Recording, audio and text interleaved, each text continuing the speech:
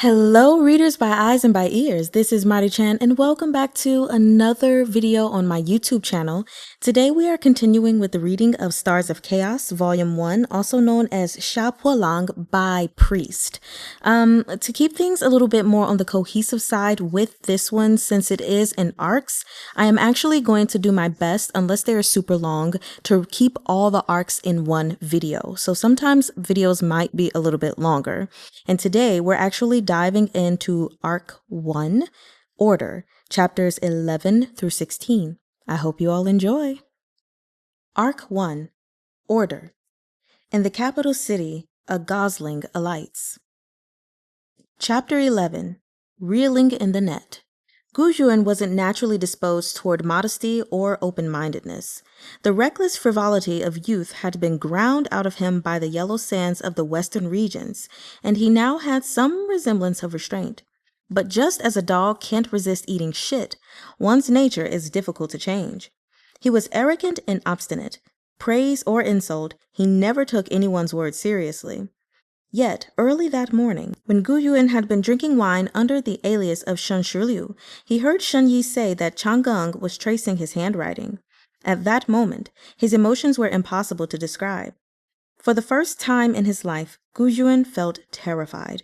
He wished desperately to grow several more useful pairs of ears so he might hear every word Chang'eng said about his writing, both the good and the bad. At the same time, he secretly worried that his own abilities were inadequate, that he would hamper Chang'eng's progress and lead him astray. Perhaps this was how all fathers felt the first time they overheard their children say, "I want to be just like my dad when I grow up." Shen Yi once asked what he would do if Chang'eng grew to hate him. Gu Yuan had countered with shameless boasting, but that had all been a bluff. Now Marshal Gu revealed his true identity before this magnificent army in grand style. He gazed down at his godson with a perfectly unruffled expression, hoping to see a hint of happy surprise. Even if there were more surprise than happiness, he could live with it, only to be greeted by a blank apathy more pitiless than death. With his perfectly unruffled expression plastered on his face, he felt his heart trip over in his chest with a thunk. Oh no! Gu Yuan thought to himself. This time he's really angry. There are some people who are naturally affable and affectionate. Despite being the target of a wealth of malicious intent, they maintain their fragile kindness through their own strenuous efforts. This type of person is very rare, but Chang'eng had the potential to become such an individual.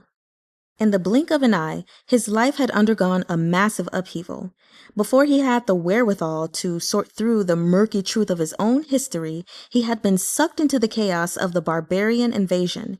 Yet despite his uncertainty about the future, his helpless anger at his present circumstances, and the misgivings about the mysterious Shen brothers and their unknown origins, he had still wanted to save Gepeng Xiao. And he couldn't help but feel deeply worried about Shen Shiliu when his whereabouts were unaccounted for.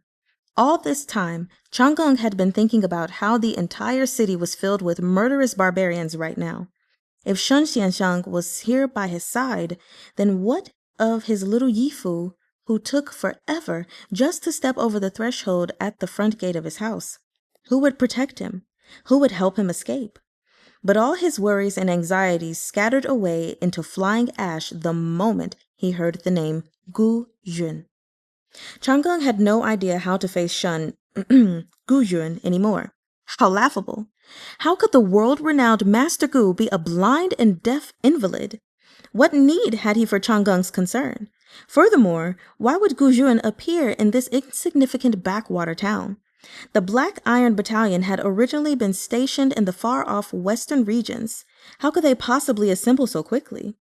Had the barbarian crown prince really managed to catch everyone off guard? Or had he simply stumbled into someone else's trap? Each of these thoughts exploded across Chang'eng's mind like fireworks, but he didn't have the heart to scrutinize them. Instead, he felt a sharp pain in his chest. It turned out that the sentimental concerns he'd nurtured all this time were just him getting ahead of himself while showering one-sided affection on an uninterested party. Chang'eng had already learned the meaning of fear and disappointment at a tender age. Thanks to Xiunyang, he had also felt too many times what it was like to be in despair and on the brink of death. Yet in all this time, he had never realized that a notion like awkwardness could rend his heart to pieces with grief. Seeing the way Chang'eng looked at him through red-rimmed eyes, Guzhuan finally unearthed a twinge of guilt from his derelict conscience. Right there, in full view of so many enemy troops, he got down on one knee as if no one else were present and carefully removed the steel greave from Chang'eng's injured leg. He pressed a few times with his light-armored palm and said, "You dislocated your ankle. Not too big a deal. Does it hurt?" Chang'eng didn't make a sound. Guzhuan sighed. This kid usually liked to sulk and act cute with him, but at this same time, Chang'eng was always worried about him. Now, seeing the boy regard him with such distant eyes, Guzhuan felt an unexpected hint of regret. But it only lasted a moment. In no time, the hard-hearted and unfeeling Marquis of Anding had accepted the situation and moved on. It had already come to this, so what use was regret? Without revealing a hint of his emotional turmoil, he dipped his head and lifted Chang'eng's injured leg with an indifferent expression. Without so much as a word of warning, he wrenched out and pushed in, popping the dislocated ankle back into place. Chang'eng's entire body quivered violently, but he didn't cry out in pain. Even if someone were to stab him with a knife right now, he probably wouldn't feel it. Guzhuan picked him up and set him on the back of his horse. Finding himself newly unable to handle his godson, he switched over to bullying the barbarian soldiers. Guzhuan had dismounted, faced Chang'eng, and set the boy's dislocated ankle without looking up twice. It was as if all the armor-wearing, weapon-brandishing enemies around him were nothing. But astonishingly, during that long moment, no one had dared act rashly. Perhaps it was because the character Gu on the commander's banner was alone sufficient to strike terror in the hearts of these grassland wolves. The barbarian prince's eyes were filled with a deep hatred of blood debt as he gazed at this man. 14 years ago, Gu Yuan's father and former marquis had been the primary architect of the 18 tribes' slaughter. The Wolf King, this crown prince's father, now walked using a pair of craggy prosthetic legs thanks to old Marquis Gu. The crown prince was no fool. Even a child like Chang'eng with his mind in turmoil could muddle out the truth. So of course the prince understood the situation. The moment he saw Guzhuan, he knew the game was as good as lost. As if in response to his thoughts, there came a shrill whistle from somewhere nearby as a pale beacon launched into the sky like a firework and lit up the heavens. Like flashes of dark lightning, the inky shadows of 7 or 8 black hawks alighted, one after another, on a giant kite. Black hawks were the giant kite's greatest nemesis. The source of these barbarians' armor remained a mystery, but they were still novices when it came to their use. Sure, they looked scary wearing them, but how could they possibly compare to the pinnacle of excellence that was the Black Iron Battalion? Standing amid the chaos, Guzhuan shifted his gaze and opened his arrogant mouth. "How's Wolf King Gutu, my dear defeated opponent, doing? Sprightly as ever, I hope."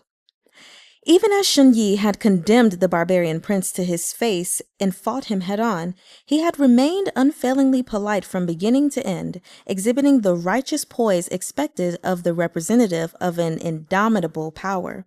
Thus, the barbarian prince couldn't quite adjust to Marshal Gu's manner of speech and nearly choked on an angry mouthful of blood. I've long heard about a particularly ambitious prince amongst the 18 tribes who devised some scheme called the gold corrosion stratagem," Guzhuan sneered contemptuously. "No offense, your highness, but given your pitiful abilities, did you really think you'd be able to scarf down the whole of Great Liang in a single bite? Aren't you worried your stomach might burst?" This time, the crown prince's expression was as dark as midnight. The gold corrosion stratagem was a top-secret mission of the Tianlang tribe. It had been planned by Prince Yinghuo himself when he began to assume control within the tribe. While Great Liang's armor and steam technology had advanced by leaps and bounds, the Tianlang tribe had missed a key opportunity to do the same. As a consequence, they had been beaten so hard these past 10 years they barely had time to catch their breath. Before the sophisticated heavy armor and giant kite, even the most exceptional martial expert in the world was nothing more than a mantis attempting to stop a chariot. Prince Yinghua had a sensible head on his shoulders. He yearned to wreak vengeance and redress his hatred. But he knew attacking his enemy directly was a fool's errand. Unless, of course, Great Liang rotted from within. Although Great Liang was blessed with vast territory and abundant resources, the nation lacked significant natural deposits of violet gold. Violet gold was a lifeline to the nation, and Great Liang couldn't afford any mishaps with respect to its handling. Thus, the imperial court issued a decree prohibiting commercial sales of violet gold. Violators of the decree were charged with conspiracy against the state and punished accordingly. Among those who were caught, it wasn't unusual for their entire family to be executed. Engines, puppets, and other machines used by commoners that needed motive power required letters of guarantee from local magistrates, officials, imperial examination candidates, and other respected figures of society. Only then might their operators purchase mid-grade violet gold from the court-sanctioned shops of imperial merchants. But violet gold was also highly profitable, so the black market continued unabated despite the prohibitions. As the saying went, just as birds die pursuing food, so too do men pursuing wealth. Since ancient times, there have been no shortage of renegades willing to risk their lives for money. It wasn't enough to risk your life. You had to find a supplier too. The earliest gold merchants on the black market were people who'd run off to the grasslands hoping to try their luck. Very few of them got lucky, and most ended up dying halfway there. Targeting Great Liang's black market, the Tianlang tribe threw all their hard-earned capital into killing the golden goose and dug up huge quantities of violet gold every year. After delivering the yearly tribute, they used the excess violet gold to line the pockets of officers along the border, eating through Great Liang's defenses little by little, hence the name gold corrosion. The Tianlang tribe had begun laying groundwork for this stratagem 7 or 8 years ago. Later, the barbarians established contact with Hu Gaar, who had settled in Yanhui town. The two parties had coordinated and prepared for years. Prince Yinghua had been confident that he held all the major settlements along the northern border within his grasp. These plans had been known only by the heavens, the earth, and the mastermind himself. How in the world had Gu Jun learned about it? Was he really blessed with uncanny magical abilities? In the time it took to exchange this handful of words, the battle in the sky was settled, the result a foregone conclusion. The despicable Gu Jun had yet to finish. With his hands clasped behind his back, he opened his mouth again to rub salt in the wound. "Let me be honest with you, Your Highness. I've been waiting for you in this god-forsaken place for so long, I'd begun having nightmares every day. I was so worried you wouldn't show up, and if you didn't, what justification would I have for mopping up all these vermin who only know how to eat from government coffers without doing a day of work? So really, you have my heartfelt thanks." The barbarian prince looked like he wanted to tear out Gu Jun's tendons and skin him alive. Seeing the man's face turn as red as a lantern from rage, the powerlessness Gu Jun felt from his meeting with Chang'eng finally eased. He revealed a vicious smile. "The gold corrosion stratagem. How clever. But enough with the small talk. Seize him!" Having said his piece, Gu Jun took up the lead rope of Chang'eng's horse. "My apologies for frightening you, Your Highness. Please allow me to guide your horse." Chang'eng glared daggers at him with all his might, but no matter how sharp his eyes, Gu Jun remained impervious. It was just like how, no matter how Shen Xianxiang yelled at him to wash the dishes, none of his scolding words ever got through. Chang'eng muttered under his breath, "The Marquis of Anding has come all the way to this backwater to live incognito without even a retainer at his side. All that scheming must have been so hard on you." In the past, no matter how furious he was, he never had the heart to speak harshly towards Shi Liu. His scornful words seemed to choke him half to death as they escaped his throat, his hands turning pale from his tight grip on the reins. "He's so angry he won't even acknowledge me as his godfather anymore," Gu Jun thought with a touch of melancholy. "What am I going to do with him now?" He'd always been very good at setting off explosions. Anyone he set off would promptly blow up in a rage. but he'd never been good at cleaning up the aftermath of such blasts.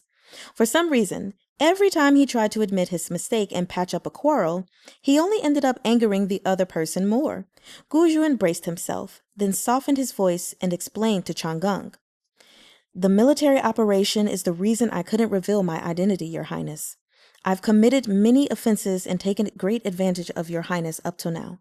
Nevertheless, it is my hope that when we return to the capital, Your Highness will not lodge complaints against me with His Majesty the Emperor.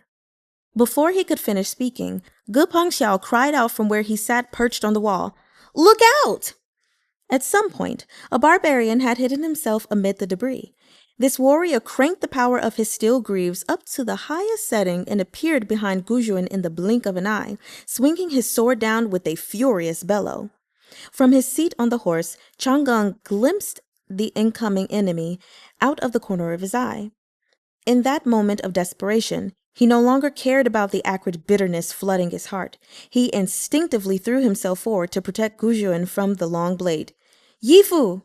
White steam erupted from the soles of Guzhuan's feet, and his figure flickered out of sight for an instant before reappearing mounted on his horse. Chang'e felt something tighten around his waist as his back collided with Guzhuan's light chestplate. A dark shadow flashed before his eyes. The wind slasher in Guzhuan's hands had yet to release its blades and looked like a polished black iron staff. Yet the sharp end had already sunk with unbelievable accuracy into the joint between neck and shoulder on the enemy's heavy armor. The heavy armor's shoulders immediately froze as the barbarian's iron arm let out a horrible, toothache-inducing screech and locked tightly in place. The oncoming sword froze in midair, the blade of the weapon barely 6 centimeters from Guzhuan's forehead. He hadn't even blinked. Guzhuan let out a low chuckle. Then he squeezed his legs, and the warhorse sprang forward with a long whinny. The hand he had looped around Chang'e's waist slid upward until it was firmly covering the youth's eyes. The motion of the galloping warhorse spurred the windslasher into action. Steam rushed out with a soft, explosive sound, and meter-long blades swung out from their sheaths, mangling the barbarians' bodies from the shoulders up. A blast of warm steam washed over Chang'e's neck, and he shivered uncontrollably. Only then did he smell the metallic tang of blood. Hidden beneath the light pelt armor, the bitter fragrance that clung to Guzhuan's body as though he had soaked in medicinal bath was undetectable. In that moment, Chang'e felt as if the person sitting behind him was a complete and utter stranger. It was as if his little Yifu had never existed at all. Chapter 12. Giving a Full Account. The barbarians had thrown everything they had into this stratagem, turning out in full force with all their heavy armor to launch a surprise attack on Yanhui town. What did all this heavy armor, costly weapons that even Great Liang struggled to fund, mean to the 18 barbarian tribes? Exhausting all their people's blood, sweat, and tears still wouldn't have earned them nearly enough to afford such weapons. They would have had to scrape out their bone marrow 3 times over to pay for it all. The barbarians of the north grew up tussling with wild wolves. They were naturally disposed to war. Now, with the execution of their carefully laid plot and the attainment of this heavy armor infantry, they should have been able to sweep away all those who blocked their path with a single all-out attack. Unfortunately for them, they happened to run afoul of the Black Iron Battalion. The Black Hawks effortlessly seized power of the giant kite, while the Black Carapaces captured the barbarian prince alive before slaughtering the defeated remnants of his troops throughout the town with Guzhuan's tacit permission. The sun hadn't even begun to set, yet the battle was already over. But things didn't end there. After making quick work of the foreign enemies, Guzhuan turned his blade on his own side, like a bolt of lightning out of the clear sky. Exploiting the awe inspired by the Black Iron Battalion's phenomenal power, he unilaterally arrested over 60 major and minor military officers from Yanhui Town, Changyang Pass, and other settlements along the northern border in one fell swoop and detained them all to await interrogation. Great apprehension settled over the northern border as everyone began to fear for their own safety. For the time being, Changgung and Ge Pengxiao were staying at the residence of Yanhui Town's magistrate, Magistrate Guo. The mere sight of Gu Juan had Magistrate Guo trembling with the fear of being implicated himself. When it became clear that he was instead being tasked with looking after the young prince, he realized he'd narrowly dodged disaster. He didn't dare neglect the boy even slightly. 2 ranks of servants were sent to the courtyard where Changgung was staying to wait on him. Short of personally pouring Changgung's tea, he did his utmost to be the perfect host. Ge Pengxiao, benefiting from his association with Changgung, also enjoyed the deferential treatment reserved for the imperial family. After recovering from the turmoil of war, the little porker had realized all of a sudden that he was now a destitute orphan and burst into tears. It wasn't until halfway through his sobbing fit that he remembered Changgung was alone and helpless as well. Granted, he still had family in the form of his godfather, but Shirliu seemed to have completely disappeared and never came to see him. Ge Pengxiao couldn't help but empathize with Changgung. Now, he felt rather embarrassed for wailing so loudly in front of him. But besides crying, there wasn't much else to do. Counting on his fingers, Ge Pengxiao tried to string together all the key events from that day. In the end, he gave up.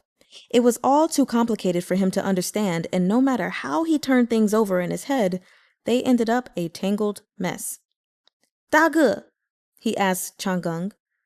"They said your dad's the emperor, so does that mean that Aunt Xu was the empress?" Changgung was holding half a silk dart. When he had saved Ge Pengxiao that day, he shot a single dart from his iron cuff. He had secretly gone to recover it later while clearing the battlefield. When it came to ironwork, it was generally difficult to preserve both sharpness and durability. Though the silk darts housed inside the cloud wrist cuff could cut through iron like it was mud, they were brittle. The sharp end of the dart Changgung shot had broken off, embedded in that barbarian warrior's heavy armor. Then, in the heat of the boiling violet gold, the dart had melted. All that was left was a bare piece of black iron without even a cutting edge. Changgung scraped the uneven surface of the broken dart with an iron nail and responded absently. "It's not like the empress gives birth to all the empress's sons. His Majesty has plenty of wives. Xunyang was a member of the barbarian tribes. I'm not some imperial son or anything either. It's just that barbarian woman was trying to pass me off as one." The youngest son of the butcher felt all the more lost after hearing this explanation. He gaped in confusion for a long while, overwhelmed with feelings of pity for his Da-ge. Even wild beasts had a mother and father. Changgung alone had no understanding of his own familial background. The mystery of his parents was like a gigantic ball of knotted twine. For all anyone knew, they could be divine beings. "You can rest assured, Da-ge," Ge Pengxiao vowed solemnly. "No matter who your dad is, the emperor, a company commander, or some lowly opera singer, you'll always be my Da-ge." At first, the corner of Changgung's mouth twitched stiffly upward, but in the end, he seemed to appreciate the sentiment and offered him a vague but genuine smile. "It'd be amazing if I could join the Black Iron Battalion someday too," Ge Pengxiao said. Before Changgung could respond, a voice called from outside. "Members of the Black Iron Battalion are nothing like ordinary soldiers. Their daily training regimen is extremely arduous. Are you sure you can handle such hardship?" The pair of youths looked up to see Shunyi striding through the door. Shunyi had removed that terrifying suit of black armor and instantly transformed back into that long-winded and destitute scholar, the living embodiment of the word poor. He walked in carrying 2 boxes of food, which he set on the table. "I brought you a late supper. Eat up." Magistrate Guo attached great importance to health, so supper at his residence was usually soup or other light fare. This was fine for adults. It made little difference whether they had a few more bites to eat or not. But how could a half-grown youngster endure such privation? Ge Pengxiao had slurped down 3 bowls of chicken noodle soup and still felt like he'd only filled his stomach with water. Even the comfortable layer of fat on his body seemed to have deflated. At the sight of the generously stuffed buns, steamed rolls, and meat inside the meal box, his eyes shone with ravenous hunger. He lunged forward with a joyful cry, casting any thoughts of black or white iron battalions to the back of his mind. But the little porker was very generous. He might forget the whole world, but he would never forget his dagu. He bounced over and eagerly handed Chang'eng a plump meat bun. Dagu, here you go. Chang'eng peered around Shunyi, but did not catch sight of the person he most wanted to see. His appetite vanished immediately. Waving Gepang Xiao aside with a listless hand, he forced down the disappointment in his heart and offered a lackluster greeting. General Shun? I dare not claim the honor of that title. Shun Yi knew with a single glance at his face exactly what the youth was thinking, but nevertheless, he casually took a seat at the side of the table. With the ongoing purge of the frontier defenses, Marshal Gu is up to his ears in work and genuinely cannot step away, he explained.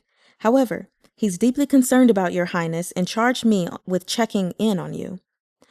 The feeling is mutual, as I likewise dare not accept such an honor.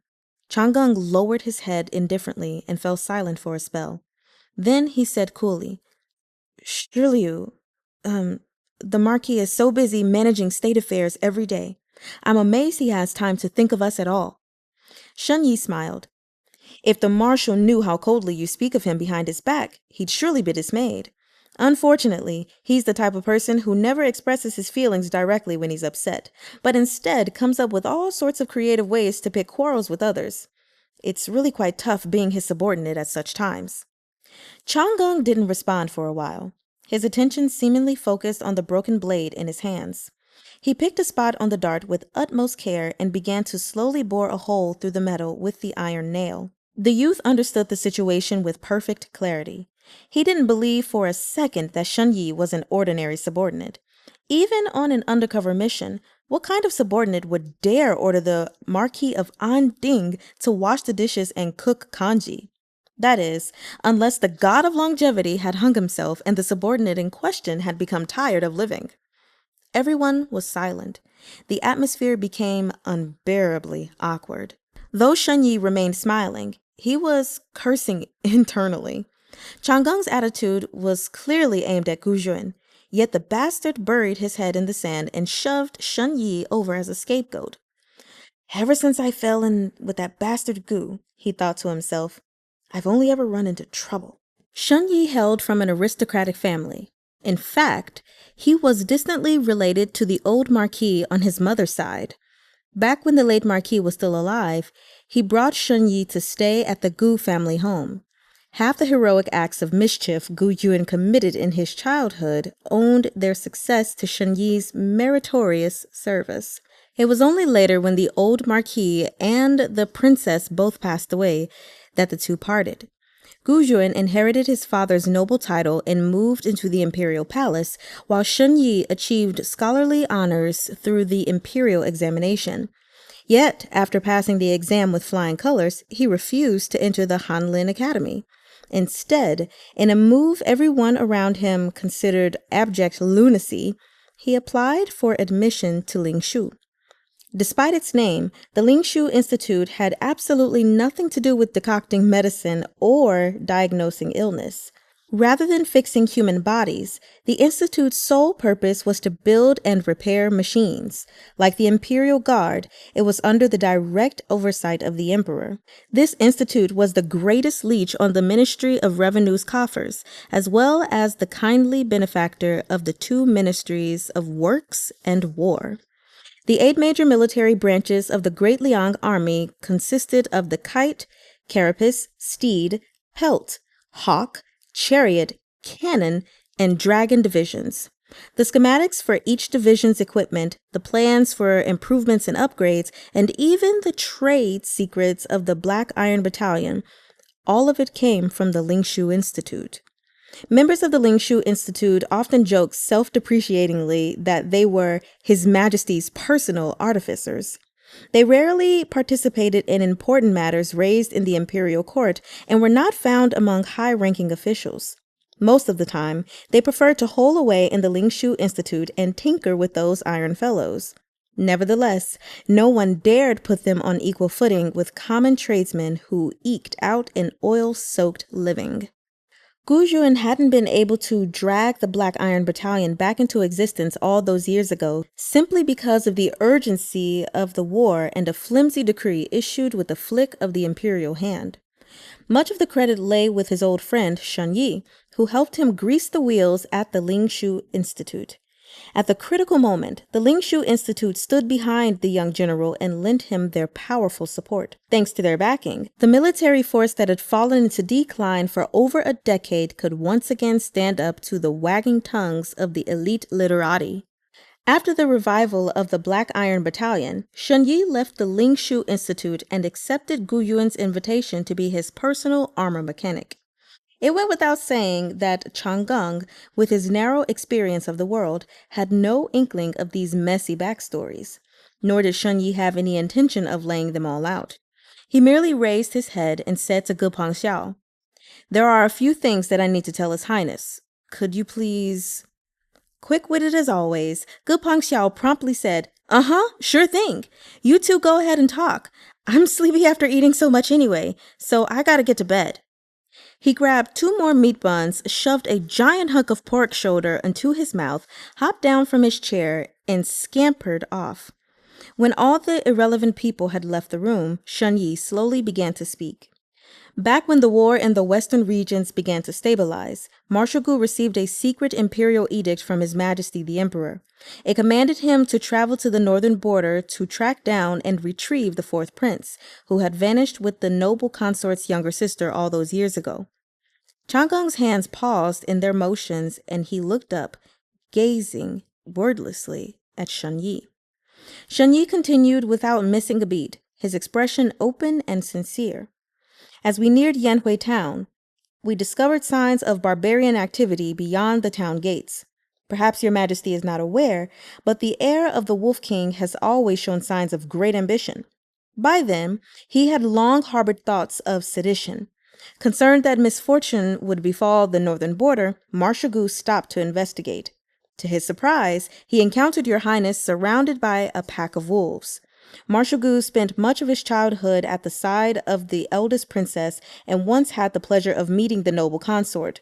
The moment he saw your highness, he felt you were familiar. It was only once we brought you home and met Xiuniang that we were able to verify that you were indeed the 4th prince we sought. Marshal Gu was a mere child when they met 14 years ago, so Xiuniang had long forgotten what he looked like. Initially, we planned to divulge our identities to her and bring you back to the capital, but to our surprise, we discovered Xiuniang had been secretly passing information to the barbarians. To avoid alerting the enemy, Marshal Gu quietly transferred some of the troops stationed in the western regions to the northern border. He planned to draw the barbarians into a trap and give them a taste of their own medicine. Now the elite troops of the 18 tribes have been obliterated. Their crown prince has been captured, and their financial resources and manpower have been severely depleted by their own hand. At the very least, this will guarantee the northern border of Great Liang 5 years of peace. It is my hope that, for the sake of the tens of thousands of people living on the border, your highness does not fault your humble servants for our deception. When Shen Yi finished, Chang'e thought it over for a moment, then nodded very sensibly. Shen Yi breathed a sigh of relief, then smiled. When the Tianlang tribe of the northern barbarians surrounded the Great Liang, they gifted His Majesty 2 great treasures from their grasslands. One was violet gold, and the other was the goddess of the Tianlang tribe. This goddess was extraordinarily precious to her people. To repay the members of the Tianlang tribe for their sincerity, His Majesty bestowed upon her the title of Noble Consort. She was the only noble consort in the history of Great Liang. I already told you what happened to her the other day. If the noble consort could see how much your highness has grown from where she lies beneath the 9 springs, I'm sure she'd be very proud. Chang'e sneered to himself.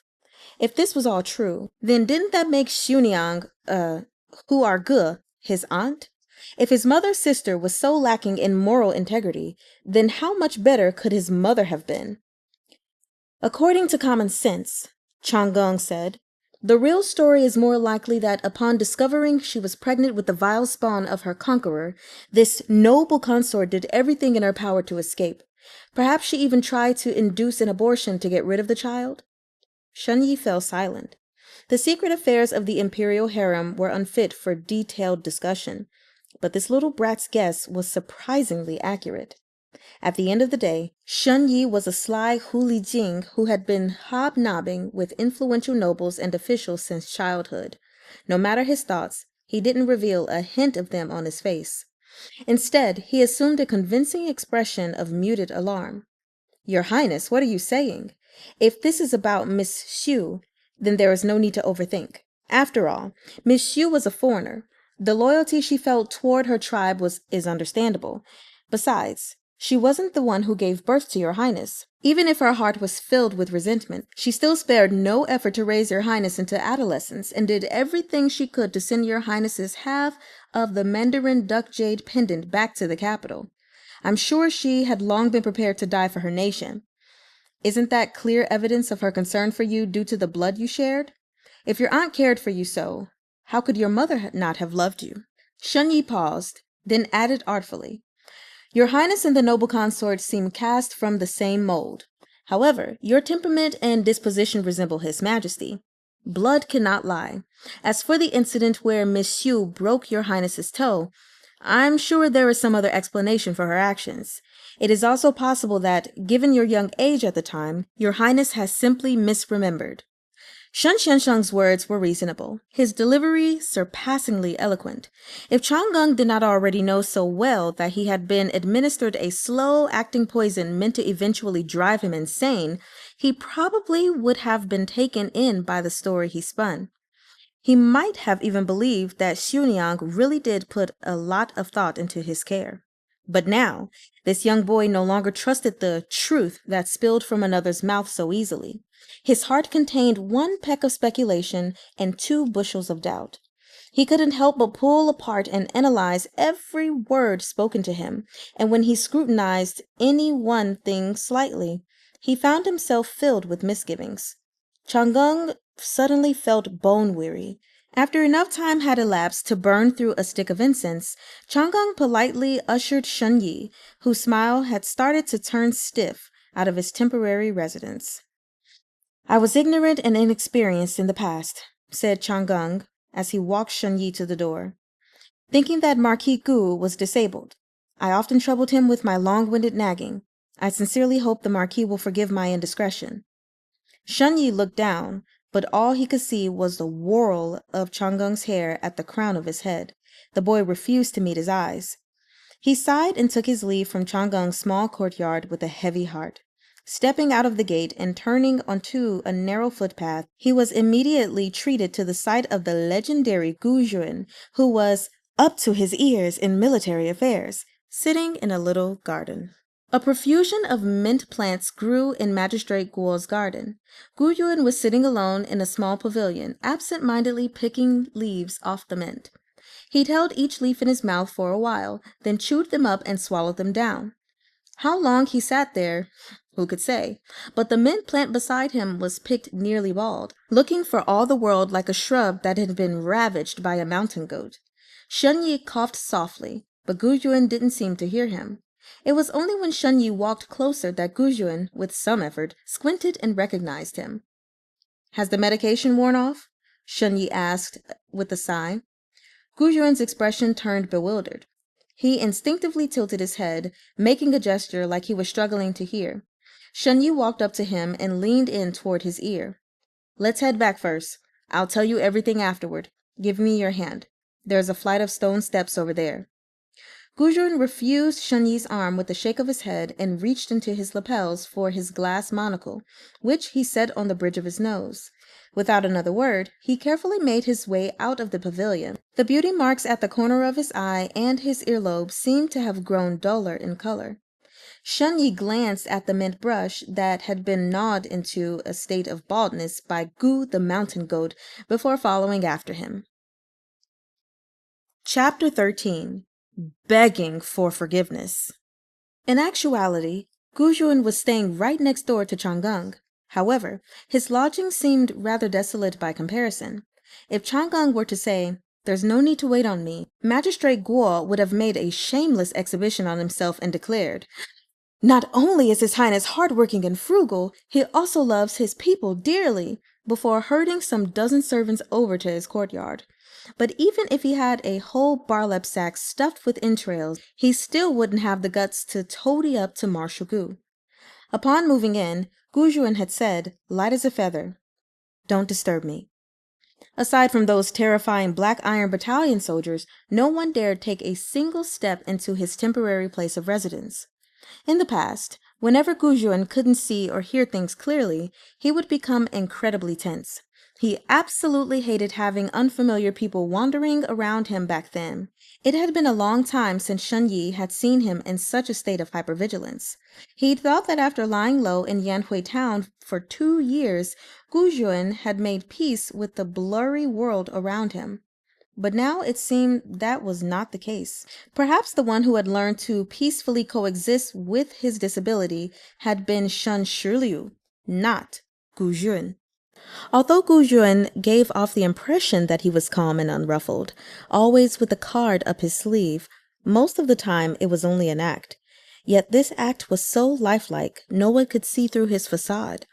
At the same time, though he was genuinely blind and deaf, he often looked like he was faking his disabilities. And so, it was that Marshal Gu earnestly made an example of himself, demonstrating the meaning of that famous line, "When that which is false is taken for truth, the truth becomes false."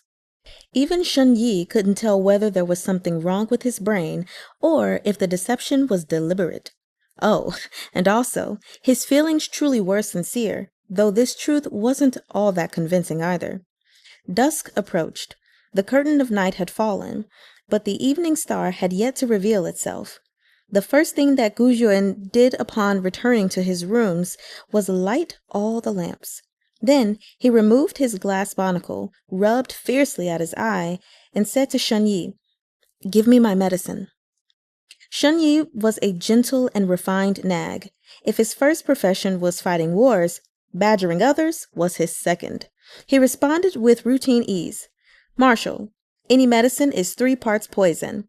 Unless it's a desperate situation, I advise you to avoid taking it as much as possible." Gu Juan stood expressionlessly beneath the light of the lamps, his eyes a bit vacant, and did not respond. Shen Yi closed his mouth. He remembered now that Gu Juan couldn't hear him at this distance. The man's deafness was a highly effective weapon against the long-winded, a killing blow that had never once failed him in all these years. Shen Yi could only quietly turn around and go to the kitchen to prepare his medicine. As an assistive device, the glass monocle was a double-edged sword. It sat on the bridge of the nose, and whenever there was a slight temperature change, the lens would fog up and obstruct one's line of sight. It was also exceedingly fragile and, should it crack or splinter, could easily damage the eyes. It was impractical for a military leader to use such a device in action, so Gu Juan could only wear it indoors in dire circumstances. Once Shen Yi left the room, Gu Juan perched the glass monocle back on his nose. He ground out some ink, then picked up a brush and began to draft a memorial. Although Magistrate Guo was only a minor official of the borderlands, his life was not at all destitute. The lamp on the table was no ordinary lamp, but rather a gas lamp that could be adjusted for brightness. Given the overly complex pattern decorating the edge, it might very well have been purchased from a foreign merchant. Beside the gas lamp, there was also a counterfeit Western clock. Though it was convincing for a counterfeit, close examination revealed that it was carefully inscribed with the decidedly Eastern 10 heavenly stems and the 12 heavenly branches alongside the 12 divisions of the day. There was even a small window in the upper left-hand corner which displayed the ever-changing 24 solar terms of the year. All in all, the contraption was something of a hodgepodge. Within the transparent base of the clock, gears large and small ticked forward in seamless harmony. Gu Juan hated this gadget because the moving gears made too much noise and planned on sending for someone to come and take it away. Granted, it didn't matter much right now, seeing as he couldn't hear anything either way. By the time Shunyi returned with a bowl of medicinal soup, Guzhuan had finished writing and set down his brush. "Look over this and let me know if I've written anything inappropriate," Guzhuan said. The gas lamp was dazzlingly bright, and the lampshade was embellished with a row of topless women on the western border, every one of them stroking their hair and posing coquettishly in unflinching detail. Shunyi raised a hand to block out the light and muttered under his breath, "A disgrace to his station." He skimmed through the draft of Guyuan's memorial and sighed. "Anything inappropriate," he said. "Please forgive my ignorance, sir, but I fail to see how anything you've written here could be considered appropriate." "Huh? What was that?" Guzhuan said. Words failed Shunyi. Pinching a corner of the letter between his fingers, Shunyi shoved it back into Guyuan's hands. He gently took hold of Guzhuan's elbow and pointed at a couch at the side of the door to indicate that he ought to make himself scarce. Then he spread out a clean sheet of paper and dipped the brush in the ink to draft a new letter. Guzhuan picked up the bowl of medicine and boldly emptied its contents in a single gulp. Without even removing his shoes, he leaned back against the exquisite fainting couch and swung one leg over the other, quietly waiting for the medicine to take effect.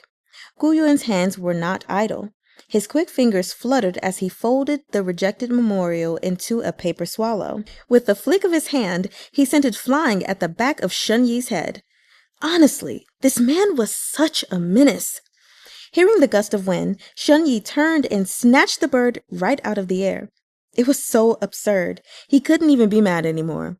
He asked Guzhuan, "Can you hear me when I speak like this?" "Sort of. You sound a little muffled," Guzhuan said. "Anyway, everything I mean to say is in the draft. You can use it as an outline and help me phrase things more presentably." Shunyi sighed. "Sir, you want to tell the Emperor that it was His Highness the Fourth Prince who saw through the plot orchestrated by the barbarian woman and her co-conspirators, and that it was only through his willingness to place justice above blood that your troops were able to seize victory and crush the barbarians in a single decisive blow? Would you believe such a story?" Who knew what kind of magical elixir Guzhuan had imbibed, but the beauty marks at the corner of his eye and on his earlobe seemed to have come back to life and regained their deep red color. "Well then, what do you suggest?" Guzhuan retorted. "Do you really think I should tell the Emperor that I've been wanting to seize sole authority over Great Liang's military for ages?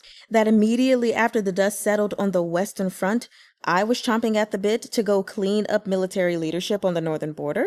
That I've long awaited the opportunity to use protecting the little prince as an excuse to lay a trap for the barbarians? Or perhaps I should tell him that I've been secretly partaking in the violet gold black market, which, by the way, has seen repeated prohibitions, and that in the course of my business there, I just happened to discover an unusually massive influx of violet gold in recent years?" Shunyi had no answer. "You can fill out the details a little," Guyuan continued unabashedly. "Make it believable. Otherwise, why else do I keep you around? Besides, since he's so unlucky as to have that woman for a mother, he's bound to suffer the harassment of those old bastards when he gets back to the capital.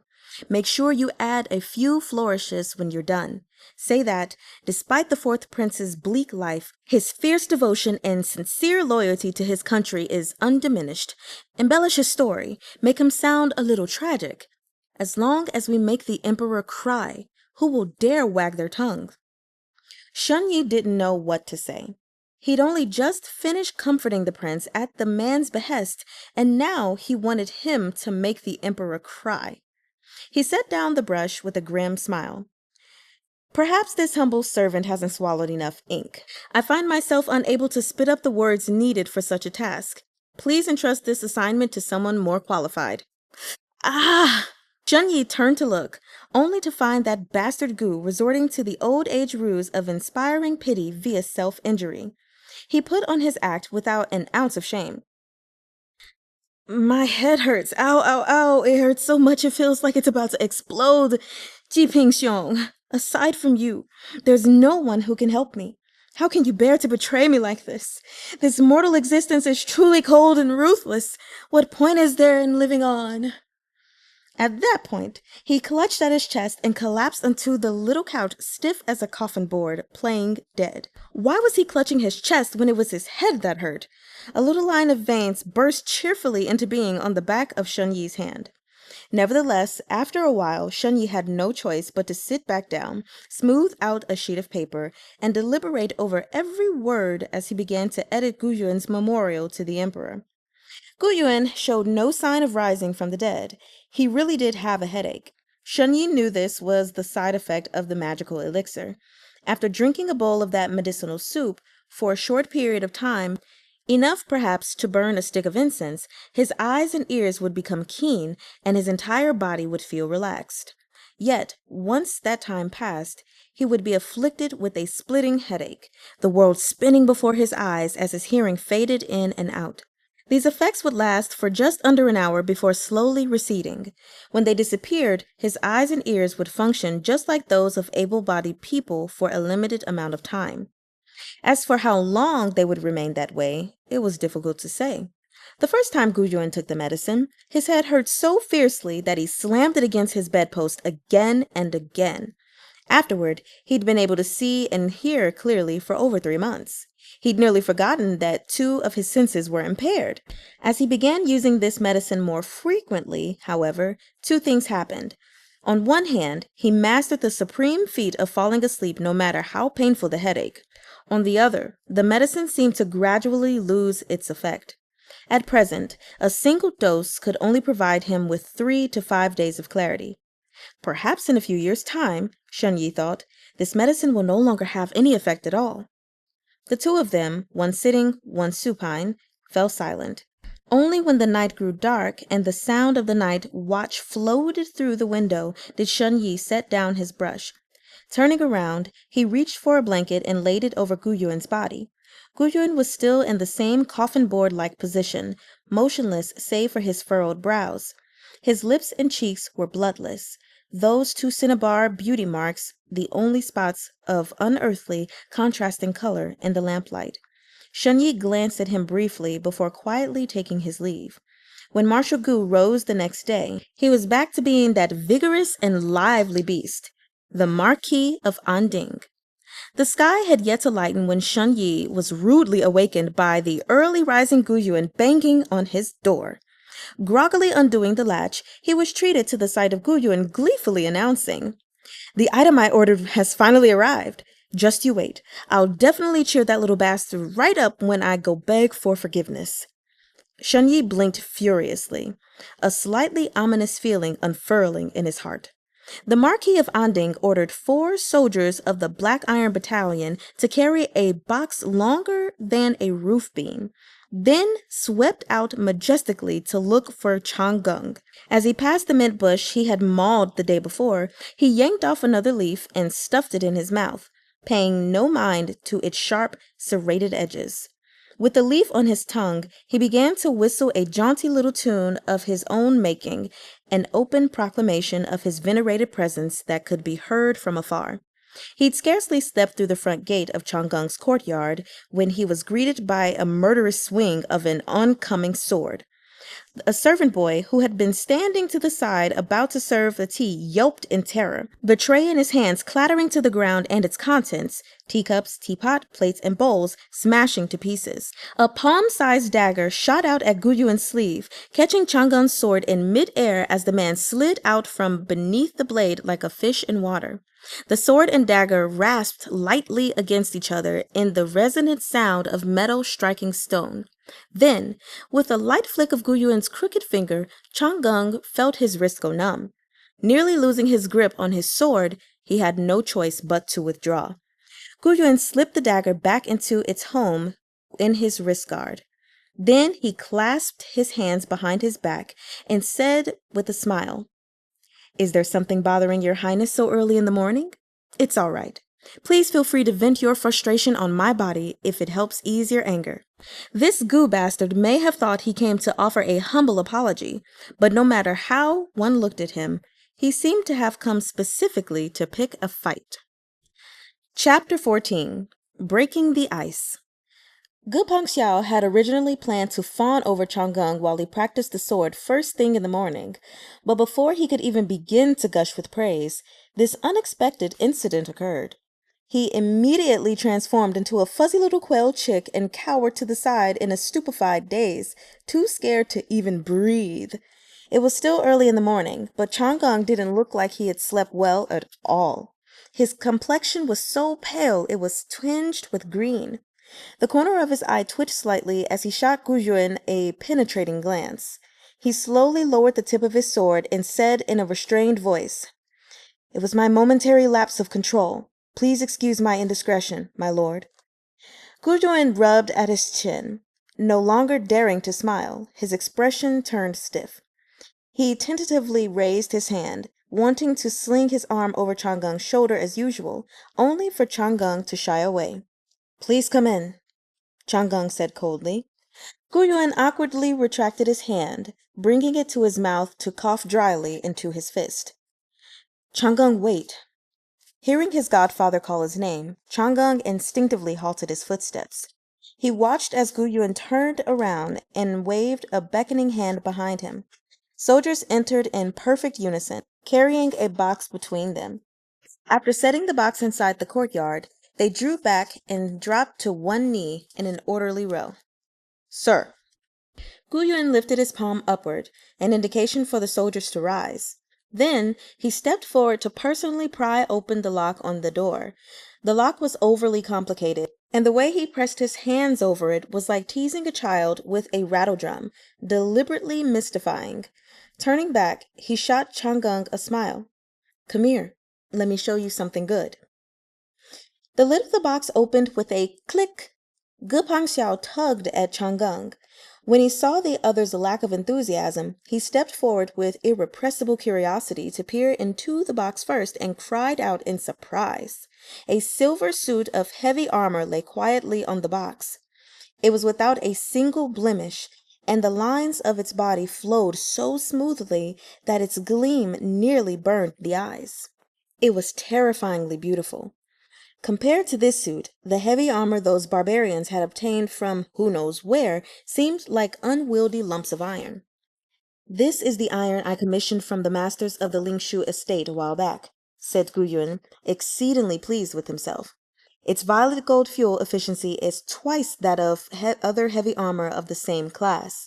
The joints have also been reinforced, so it won't get jammed by a single silk dart like those hulking pieces of junk those barbarians were wearing. It's a masterpiece, and far better than the armor I used back when I was younger. But it doesn't have a name yet. And, well, it's high time you received your given name. Maybe you can leave your milk name behind for this fellow." Aside from being momentarily dazzled by the brilliant gleam of the heavy armor, Chang'eng's face remained absent of emotion. Upon hearing Guyuan's suggestion to name the heavy armor Chang'eng, his expression became all the more pointedly blank. Since when did the name Chang'eng become so popular with the masses? Xuniang, or rather Huga and now Guzhuan, they all seemed to have a special fondness for this milk name of his. In the moments before her death, the enemy whom he'd considered his mother named that poison capable of driving a person mad Chang'eng. And now, just before dissolving into foam, the young godfather whom he'd wanted to spend his life caring for was gifting him an exquisite suit of heavy armor and, likewise, recommending he name it Chang'eng. Could there be a more ironic coincidence? When all was said and done, the exceptionally gifted Marshal Gu had once again successfully and unknowingly jabbed someone in their sore spot. Unease grew amongst the circle of onlookers at Chang'eng's prolonged silence. Gupang Xiao shuffled over with tiny steps and tugged at Chang'eng's sleeve. "Dake, why don't you try it on? The first time I ever saw a suit of heavy armor was the day with all those barbarians." Chang'eng lowered his head. Without another word, he turned around and swept back into his room, slamming the door behind him. The smile curving Guyuan's lips gradually turned bitter. He seemed a bit helpless, standing at the entrance of the courtyard, but quickly pulled himself together and navigated himself out of the awkward situation. "It's my first time being someone's godfather," he said self-depreciatingly. I haven't gotten the knack of it yet, so I'm sorry you all had to witness such an embarrassing scene. One of the Black Iron Battalion stepped forward. Sir, about this armor.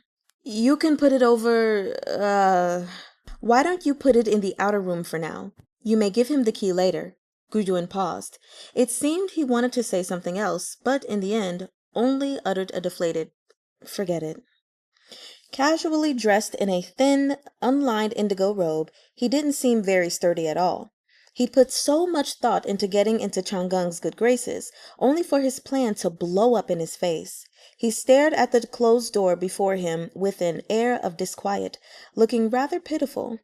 Taking in the scene, Shunyi couldn't help but curse himself in his head. That's what you get for being so arrogant. And now you've run into a wall and stubbed your toe. Serves you right. Even Ge Pengxiao felt a little bad for him. Scratching his head, he said, Uncle Shirliu. Guyuan stroked Ge Pengxiao's forehead and forced himself to smile. It's fine. You guys go on and play by yourselves. With that, he turned around and strode over to Shunyi, dragging the man off into the distance. Only when they were out of earshot did he drop his voice and mutter. He was pretty happy with the wrist cuff last time, wasn't he? Why isn't it working this time? Shunyi glanced this way and that. Seeing that there was no one around, he didn't bother mincing words. Sir, do you really think that people are as simple as wooden clubs? That the same tactic will work every single time? Enough with the sarcasm, Gudrun retorted, obviously agitated. What should I do? Shunyi rolled his eyes.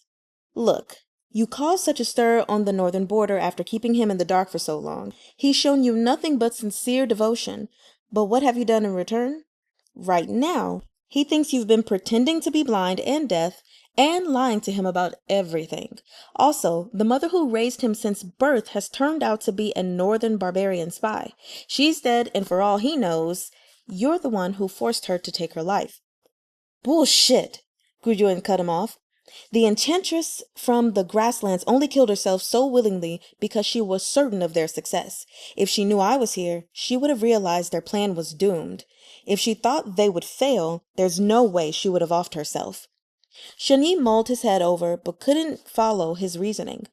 All he registered was the main point, namely, that Marshal Gu was the undisputed hero of this story, because what else was, if she knew I was here, she would have realized that their plan was doomed, supposed to mean. This man truly was beyond saving. Shunyi had given him enough of his attention. You ought to give him a few days of peace and quiet, he said perfunctorily. Stop pestering him with tactics you used to butter up concubines and give him time to calm down on his own. I don't have any concubines, said Gudrun. That's right, Shunyi sneered. You don't even have a wife. Gudrun kicked him. Yet, after taking a few steps, Marshal Gu was struck with a new realization. This current state of affairs was precisely what he wanted. It just so happened that he was presently disinclined to return to the capital. However, with the little prince in his care, he couldn't afford to loiter around in Yanhui town forever. As he turned these thoughts over in his head, a rotten idea began to take shape. This works out perfectly, Gu Yuan said, turning to Shunyi. I haven't sent out the letter from last night yet. When you get back, edit it again and say that His Highness the Fourth Prince is extremely pure and filial. Although he was torn between his strong senses of loyalty and filial piety, in the end, he placed justice above family for the sake of the country and its people. Nevertheless, this left him so overcome with grief that he fell gravely ill. Tell them we will be staying in Yanhui town for the time being and return to the capital once His Highness has fully recovered. Make sure it sounds fair and reasonable, with the goal of making the emperor cry. Shunyi stared at him. If he stood any chance of besting him in a fight, he would have loved to personally beat this Gu bastard until he cried. Unfortunately, for the bastard in question, the best laid plans of men must bow to the plans of heaven. The next day, while Guyun was perched atop a wall watching Chang'eng practice his sword, a black hawk arrived to deliver an urgent golden token. Guyun took a single glance and his expression abruptly changed. His Majesty the Emperor was critically ill and bid the Marquis of Anding bring the fourth prince back to the capital post-haste. Guyun flipped down from where he had been sitting. Chang'e vaguely heard him instruct someone beyond the wall. Send Jiping to me. Begin preparing for our journey back to the capital immediately. Stunned, Chang'e set the tip of his sword on the ground and leaned his weight against it. He suddenly caught a whiff of the uncertainty of his future. Aside from himself, the entirety of Great Liang believed he was the fourth prince. Chang'e had always found his natal horoscope to be terribly base, nothing like a child of royalty. If he really were a prince, then regardless of whether he was pure or a mixed breed, shouldn't his bloodline give him the same protection from ignoble fate afforded all descendants of the Son of Heaven? How did he end up here? At the end of the day, it wasn't up to him to decide whether he was truly a member of the imperial family or nothing more than a lowly pauper. Watching Chang'e's face, the ever-perceptive Ge Pengxiao immediately noticed his dark mood. He approached him with a smile. Don't worry, Da Ge. From now on, I'll follow you no matter what. If you become a great general, then I'll be your personal guard. If you become a government official, then I'll be your attendant. If you become the emperor, then I'll be your Chang'e slapped a hand over his mouth with a glare. Should you be speaking such reckless nonsense? Do you want to die? Ge Pengxiao's little bean-like eyes darted this way and that. Unexpectedly, Chang'e felt his frustrations ease slightly. Even the butcher family's little porker was taking things in stride. If he continued to be ruled by his anxieties, wouldn't he be utterly useless? I might as well run away by myself, Chang'e thought. It's not like I have any family left. If I disappeared to some forest deep in the mountains and became a hunter, no one would find me. But to run away, he would first have to cut ties with Guzhun. Chang'e tentatively imagined severing that connection, but the thought alone hurt so badly he felt like his insides were being ripped out. At least for the time being, he was forced to shelve his plans. In the end, Chang'e found himself swept up by events blindly following Guzhun on the road back to the capital. Ge Pengxiao had declared that he would follow him, and he did just that. The boy who had spent his entire childhood in the rural countryside stepped onto the long road leading to the capital, boldly electing to move up in the world. The tagalong even brought his own tagalong in a buy one get one free deal. As the retinue was preparing to set out, Chang'e spotted Cao Niangzi, who now looked for all the world like a cross-dressing girl clad in boy's clothes. The youth was truly rendered speechless. Cao Niangzi gathered up all his courage and said in a high, trilling voice, Chang'e Da Ge, you saved my life that day in the underground river. My dad told me a real man never forgets the good deeds of their benefactors. To repay this debt of gratitude, it is only proper that I devote myself to you, body and soul.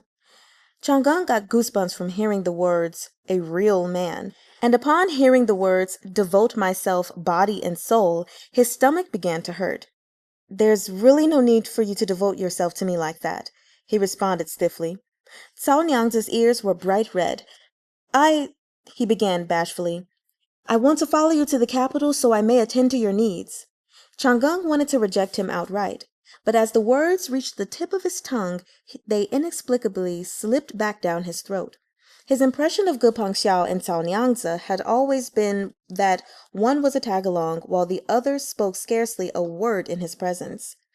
They could hardly be considered his friends. But once he left Yanhui town, these two might become all that remained of his memories of the place.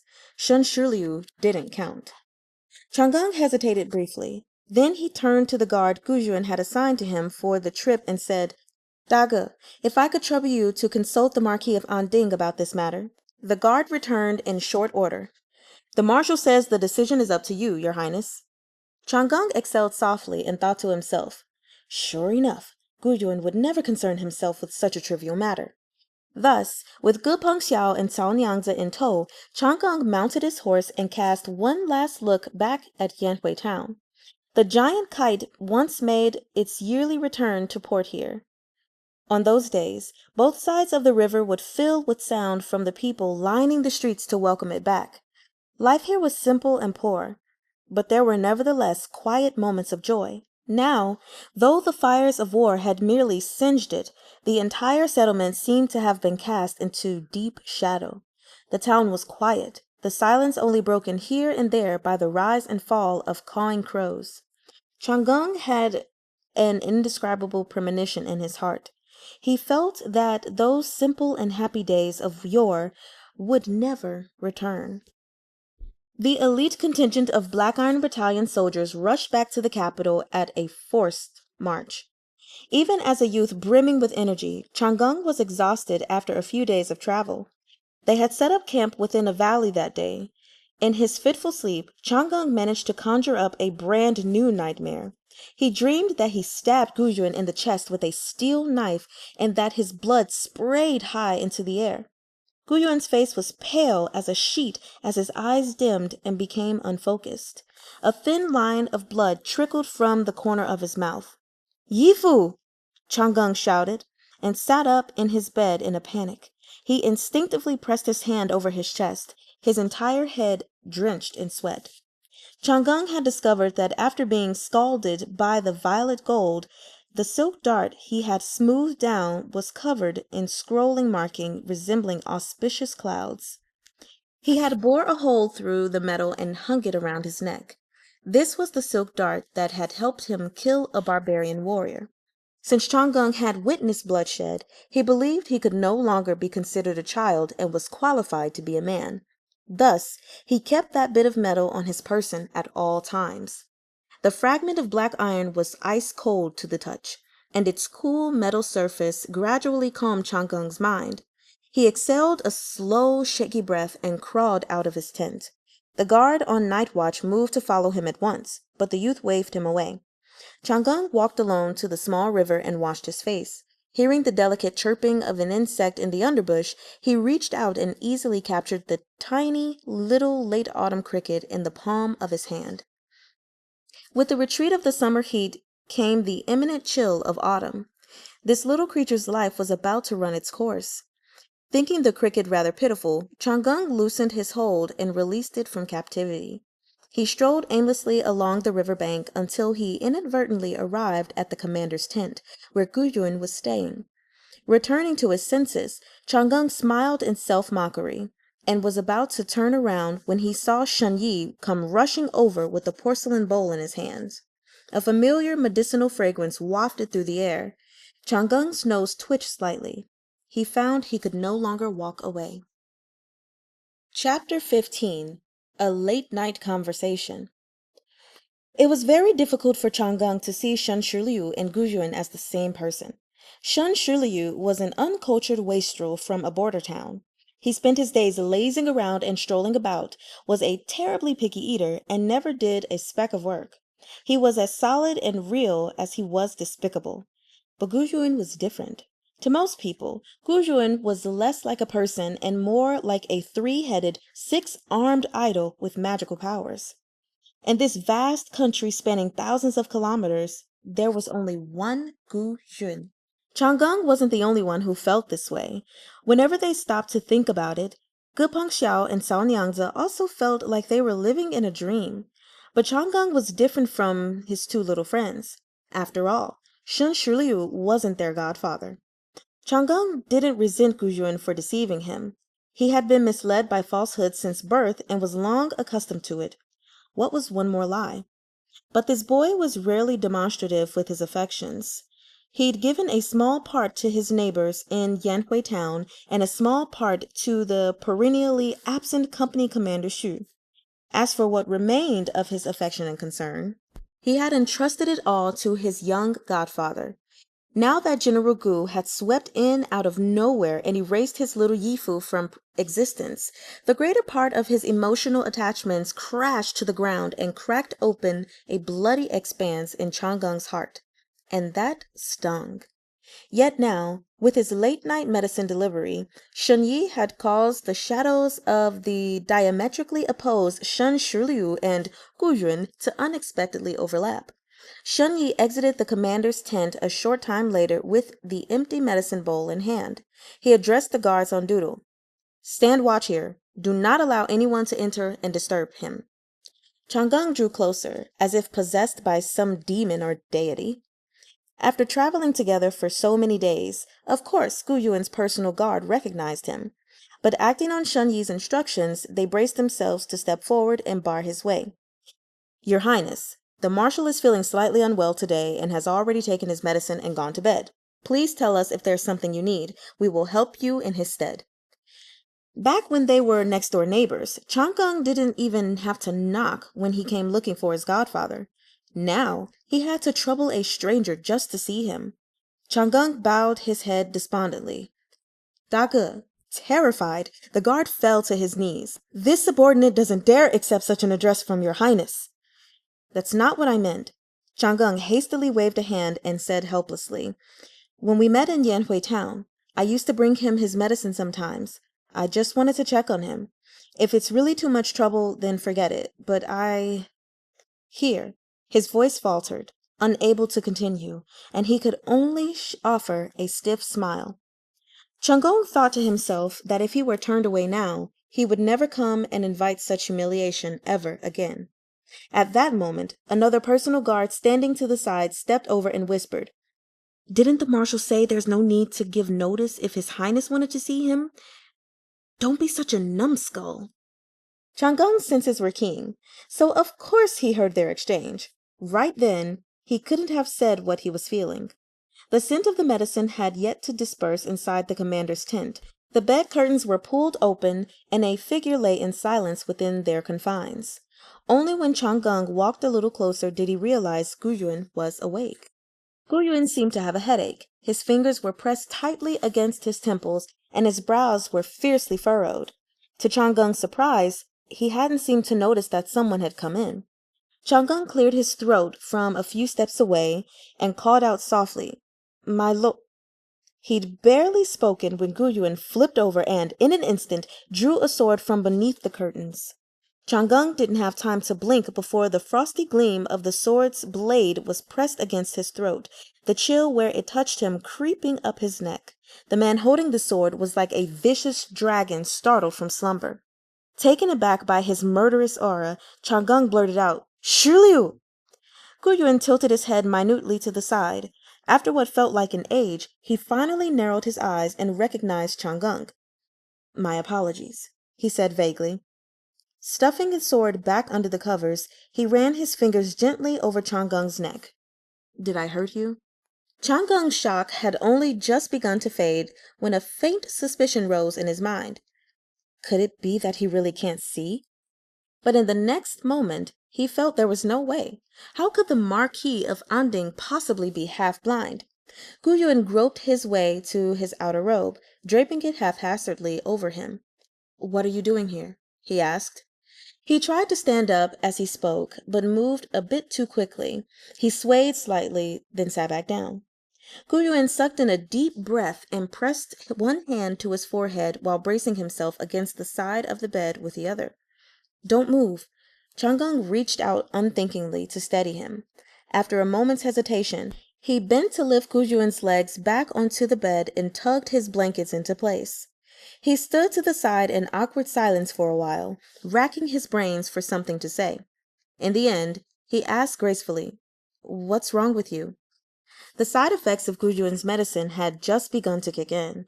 He hadn't expected Chang'eng, who, as far as he knew, was still throwing a tantrum and would have nothing to do with him, to pay him a visit. Now he could only endure the headache and the way his hearing oscillated from ear-splitting loudness to fuzzy obscurity. Intending to dismiss Chang'eng first, he smiled nonchalantly and said, Just the consequence of being enraged by a little ingrate who refuses to acknowledge me.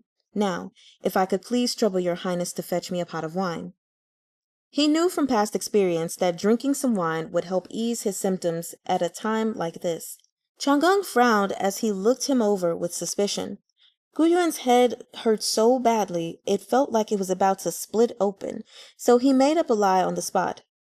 It's a medicinal wine Shun Yi made to treat migraines. Completely lost already, Chang'eng easily fell for his deception. In a haze of confusion, he handed Gu Yuan a small pot of wine set beside his suit of light armor. Gu Yuan downed half its contents in a single gulp.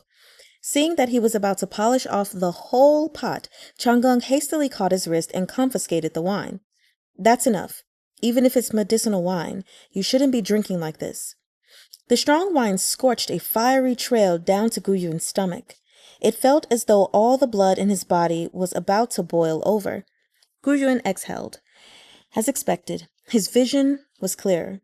But perhaps he really had drunk the wine a little too quickly, because he could feel the alcohol going to his head. Neither of the two spoke for a moment as they stared at each other in mild consternation. Unable to remain upright, Guyuan leaned back against the headboard and lightly closed his eyes in a clear dismissal. Chang'eng also recognized that it was time he left, but for some reason, he felt rooted to the spot. Berating himself internally for worrying over nothing, he nevertheless reached out and started pressing against Guyuan's acupoints. Even though he found himself pathetic, he couldn't seem to stop the kneading motions of his hands. Guyuan's forehead was freezing to the touch, but aside from slightly furrowing his brows when Chang'eng began his ministrations, he didn't protest the treatment and pliantly allowed Chang'eng to maneuver him however he pleased. Chang'eng continued until his hands began to tire, at which point he asked quietly, "Does that feel better?" Blinking open his eyes, Guyuan gazed at him pensively. It's said that, just as the wise man is not always free from error, the fool may occasionally stumble across a brilliant idea. Once in a blue moon, and with the aid of liquid courage, Guyuan was indeed capable of speaking with compassion. As he gazed at Chang'eng, he was struck by a sudden flash of enlightenment and said, "Yifu will protect you even once we reach the capital. Don't be afraid." Chang'eng jolted in surprise, his body trembling in the dim lamplight. Chang'eng was at a sensitive and precocious age. When he knew he had no one to rely on, he would grit his teeth and will himself to become a cool and collected adult. But faced with that tiny spark of warmth he so desperately yearned for, that pretense of strength shattered to pieces, revealing the soft childishness inside. Guyuan reached a hand out to him and said softly, "Yifu was wrong, okay?" He had no idea how his words pierced this youth's frozen and splintered soul. His intentions weren't particularly sincere. Most of the time, Guyuan didn't believe he had done anything wrong, and even when he occasionally managed to locate his conscience, he didn't necessarily know what he had done wrong. He was only using the gentle forbearance drawn out of him by the wine to extricate Chang'eng from the depths of his anxieties. Chang'eng clutched Guyuan's hand as if he were clinging to a lifeline. Those shoulders he had held rigid for so many days crumpled as he began to cry. He realized that this whole time, all he had been waiting for was this handful of words. As long as this person told him directly, "I was wrong, I won't abandon you," he would feel that although he had lost Xuniang, who abused him, and Company Commander Xu, whom he failed to see one last time, there was still some small measure of warmth left for him in this world. In that case, he could forgive everything his young godfather did, in the past and in the future, regardless of whether he was Shen Shiliu or Guyuan. Guyuan's eyelids grew heavy, so he leaned back against the headboard to rest. He murmured in a barely audible voice, "Chang'eng, a lot of things change. No one knows where they will end up at the very beginning. You're still very young, so sometimes it's better not to worry too much." Chang'eng stared at his face without blinking, his eyes unwittingly shining with a trace of cautious hunger. He admitted sorrowfully to himself that Guyuan was right. A lot of things did change. The living died, happy times faded, and beloved friends and family went their separate ways. Ties of affection as lofty as the mountains and as deep as the seas followed the currents, flowing to the ends of the earth. Only he knew that his ultimate end had already been decided. He was destined to become a madman. Guyuan scooted to the side of the bed and stretched out an arm to pat the space beside him. "Come on. We still have a long way to travel tomorrow. You can make do with this tonight." And so, Chang'eng spent the latter half of the night asleep in Guyuan's tent. As usual, the Wu'erge refused to spare him, plaguing him with one nightmare after another. Yet a light medicinal fragrance lingered in his nose. It penetrated deep into his subconscious, assuring him that he was safe and making him vaguely aware that he was dreaming, like a barrier between him and his fear and resentment. For Chang'e, this could be considered a rare instance of peaceful sleep.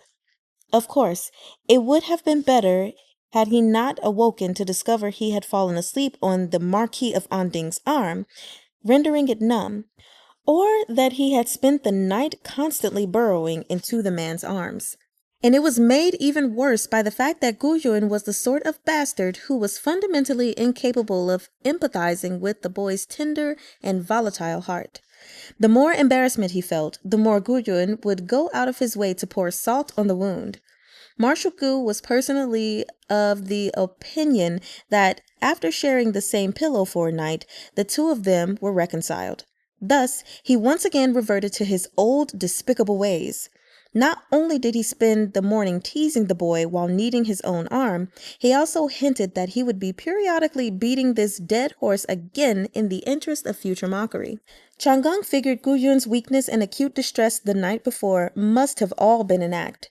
Shortly after dawn, Shunyi looked on as Chang'e dashed out of the commander's tent with an enraged flush on his face. The youth spent the rest of the day avoiding Gu Yun. After they marched, Shunyi guided his horse through their retinue and examined Gu Yun's complexion. He asked pointedly, "Is everything all right?" Gu Yun feigned ignorance and said, unperturbed, "He's just an ignorant little brat. It was hardly a problem to begin with." Having witnessed firsthand the pathetic way Gu Yun had been scurrying just days ago, Shunyi could only sneer in response. As usual, Gu Yun acted like he couldn't hear him as he gazed at Chang'e's figure in the distance. Suddenly, he said, "What do you think about me leaving the Black Iron Battalion in his hands?" Shunyi was stupefied. "Are you trying to ensure that he dies a horrible death?" Gu Yun clicked his tongue, seemingly annoyed at him for raining on his parade. "Don't tell me you seriously think the Black Iron Battalion is something good. Honestly, sorry if this upsets you, Zushi," Shunyi said, "but back when the Black Iron Battalion was under the old Marquis's command, it was considered a valuable tool of the nation. Now that you're leading it, it's become the nation's murder weapon. While valuable tools radiate light and are well loved by the people, the same is not necessarily true of murder weapons." Recognizing the unspoken meaning behind his words, the indolent smile on Gu Yun's face faded clean away. Chapter 16. A Tempestuous Situation. This complex web of relationships began with the late emperor. The late emperor was a legendary figure who devoted his entire life to warfare and accomplished many great military and political feats. This venerable leader pushed Great Liang to the height of power until it stood over the world like the sun in the sky at midday. No one on earth dared to offend him. It was also he who established the Black Iron Battalion and Lingshu Institute. But regrettably, this wise emperor, who glowed with vitality, was destined to lose his family one after another. He wedded 4 empresses over the course of his reign, and not a one was blessed with longevity. He sired 3 sons and 2 daughters, and saw 4 of them to early graves. At the time of his death, the only child the late emperor had left was his eldest daughter, who had married young. According to legend, the eldest princess fell gravely ill when she was 16 or 17 and nearly perished. Luckily, she was already engaged to Gu Yun's father, the former Marquis of Anding. The abbot of the Temple of National Protection lit the everlasting altar lamps on the princess's behalf and advised that she marry immediately, hoping the fortuitous event would dispel the malign energies surrounding her and ward off her imminent death. Sure enough, after the wedding, the princess did indeed gradually recover from her illness.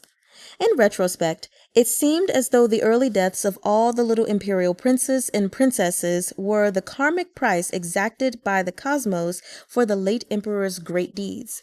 Having spent his entire life burying his deceased wives and children, the emperor entrusted the Black Iron Battalion and the most essential military powers of the nation to his most beloved princess as he lay on his deathbed. However, Great Liang's patrilineal rules of succession could not be changed, and the next emperor could only be chosen from among the male descendants of collateral branches of the imperial family tree. The fact that the Yuanhe emperor could peacefully take the throne at the time of his succession was due in large part to the eldest princess's support.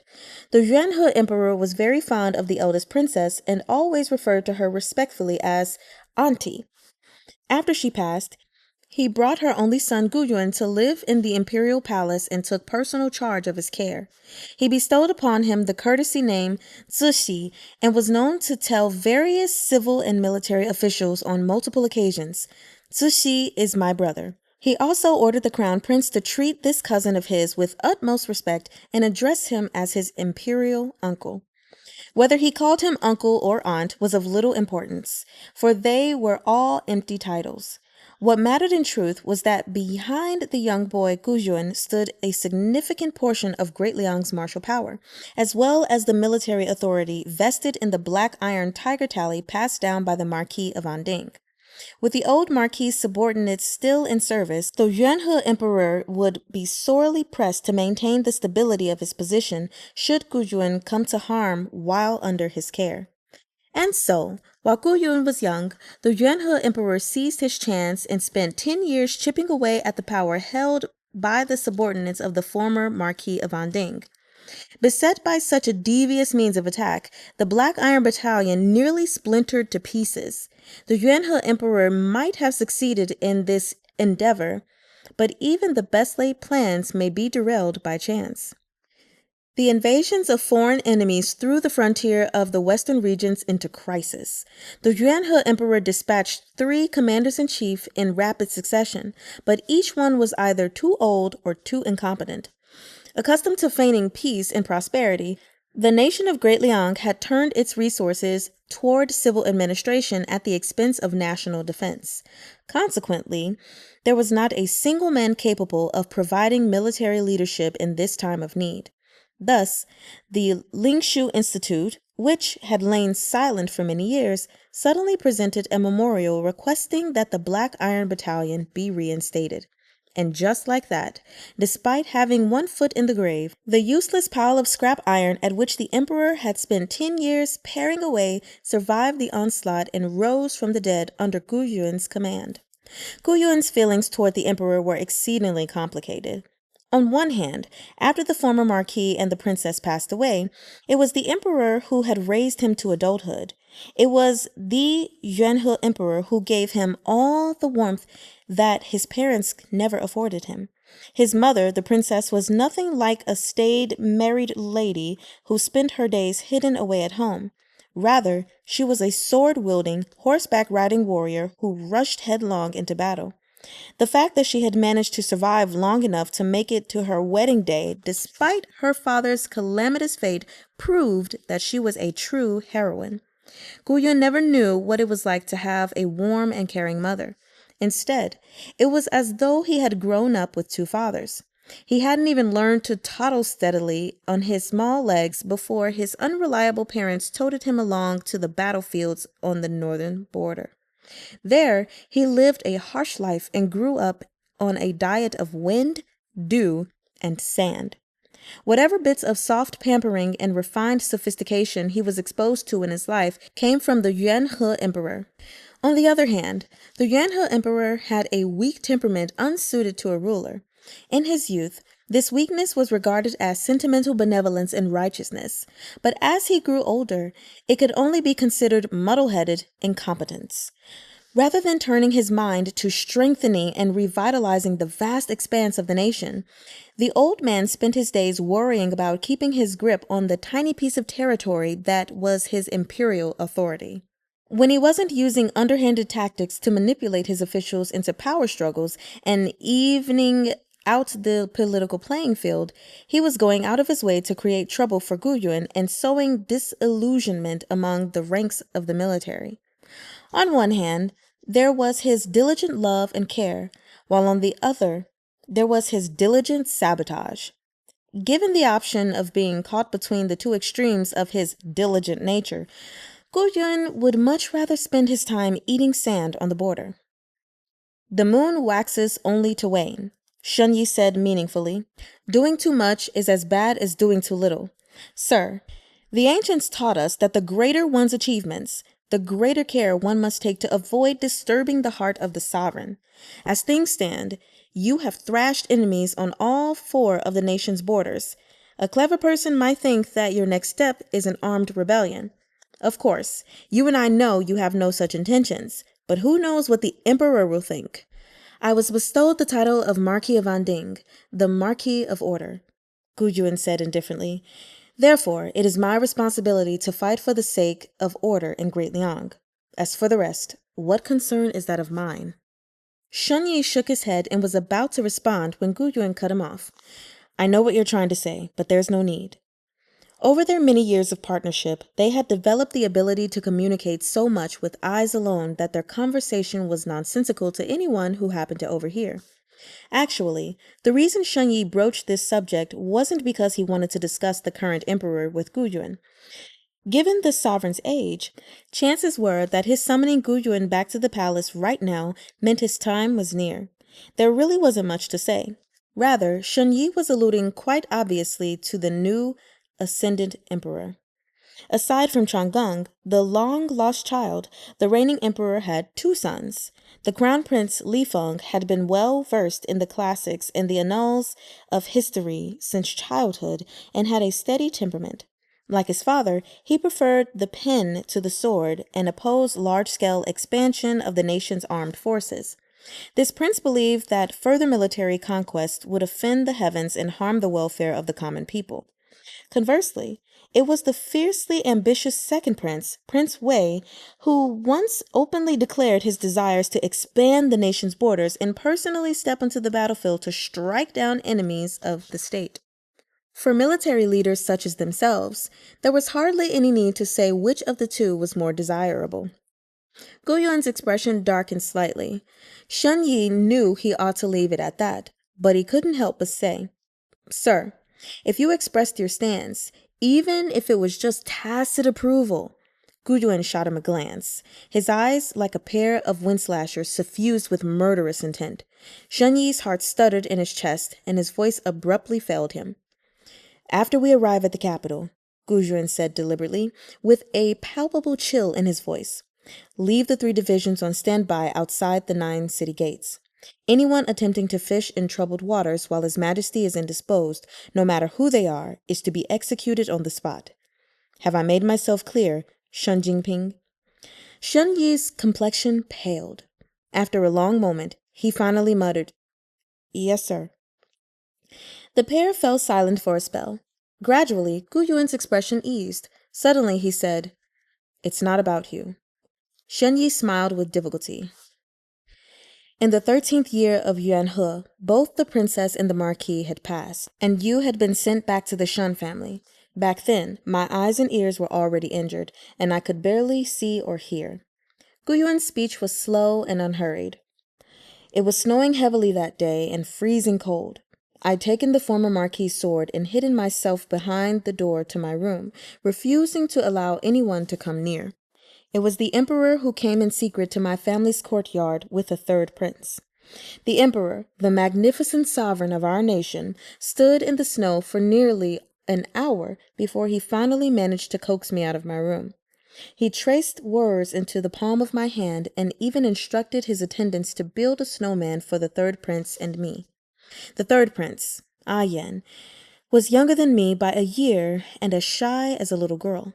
No matter how awfully I treated him, he was always smiling. At this point, Gu Yuan's voice hitched. The 3rd prince had passed away at the tender age of 9. His Majesty is an uncommonly compassionate person, Shun Yi said. Unfortunately, it was impossible to be a good emperor with such an abundance of compassion. Gu Yuan allowed the thread of conversation to drop. Lifting his head, he gazed off into the middle distance. Chang'e was seated on horseback, his head turned as he said something to Ge Pangxiao, who was riding in a carriage. Ge Pangxiao poked his adorably round little head out of the carriage window and laughed in response. As though sensing his gaze, Chang'e quickly glanced back, meeting Gu Yuan's eyes. The youth's expression became uneasy, and he angrily jerked his face forward once again. Guyun couldn't help but smile slightly as he said, "The little brat's the spitting image of his barbarian mother, but his personality is just like the emperor. Sometimes I get the feeling that, had Ayan been able to grow up safe and sound, he'd be just like that boy." Shunyi closed his mouth. He could tell no matter what he said, it was useless. Chang'e couldn't hear Guyuan's conversation with Shunyi, but he had the nagging suspicion from the subtle smile on the man's face that he was mocking him again. It made him itch like a knife pressed against his back. After enduring the feeling for some time, he couldn't help but sneak another glance at Guyuan, only to find that Guyuan had guided his mount over in the interim. Chang'e had no desire to speak to him, and immediately squeezed his legs, spurring his horse into a gallop toward the head of their retinue. In his haste, he accidentally overshot and ended up near the prison wagon where the barbarian prince was being held. The Tianlang crowned prince's gaze could melt flesh, his hatred deeper than bone. Just looking at him made Chang'e feel uneasy. He yanked on his reins, intending to put some distance between them. But at that moment, the barbarian prince's corrosive stare passed right over Chang'e and landed on a figure behind him. His mouth cracked open in a grin. "Gu Yun, the hundreds of millions of dead souls of the celestial wolf tribe are watching you." His voice was like a piece of rust-flecked iron scraping across a porcelain plate. Chang'e's whole body broke out in gooseflesh at the unsettling sound. The horse under him whinnied restlessly and began to pace back and forth in alarm.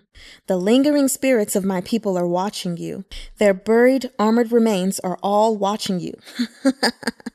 May the boundless mystical powers of the eternal sky bestow misfortune upon you and grant you the blessing of dying dismembered beneath the blades of my people before your soul is torn to shreds by the teeth of 100 demons for tens of thousands of years without reprieve." The barbarian's twisted mien overlapped uncannily in Chang'e's mind with the blood-stained corner of Xiunyang's lips. A chill ran from the end of Chang'e's hair all the way to his toes, as though he had been plunged into an icy cavern. Chang'e let out a furious shout and made to draw the sword hanging at his waist, intending to swing the blade at the barbarian prince's head. But before he could fully draw the sword, it was shoved back into its scabbard by a careless hand. At some point, Guyuan had wandered over to his side. He swept an impatient eye over the rambling barbarian prince. "Why don't you save those boundless mystical powers of yours and use them to bless your tribe so you can take over the world and live a long and fortunate life?" As he spoke, he took hold of Chang'e's reins and turned to glance at the white-faced youth. "What's wrong, Your Highness?" he said, smiling. "Don't tell me you believe him." "Hey, these northern folks are pretty good at scaring little kids. And this, at least they're a decade or so ahead of Great Liang. What's so fun about looking at prisoners? Come on, Your Highness, let's go play over there." "But he said you're going to—" Guyuan seemed not to care a whit and laughed uproariously, as though saying through his show of unbridled mirth, "What fear have I of death?" Chang'e continued to frown, feeling slightly vexed by this reaction. Yet, gradually, the lingering chill around him melted away at the sound of Guyuan's carefree laughter. All of it really did seem suddenly ridiculous. For the first time, a tiny notion unfurled in Chang'e's mind. "Why should I be scared?" he thought to himself seriously. "The Wu'er may try to drive me mad, but that doesn't mean it will succeed." All right, everyone, we have officially finished the first arc of Stars of Chaos, also known as Order. This was very interesting. You know, we're still getting to know the characters as we go along, and we now know that Guyun is, well, he is blind-ish, deaf-ish, but he's not at the same time. Sometimes, you know, with the help of the medicine and everything. But yeah, I really don't have anything to say. I guess I can say that I really like Guyun's character, or Shun Shiliu, because he's a little playful and I like that, but he's also a badass, and there's nothing better than a playful badass. So, I can't wait to read the next arc. That is Arc 2, The Capital, and it's going to consist of chapters 17 through 20. So I'll see you guys then. Bye.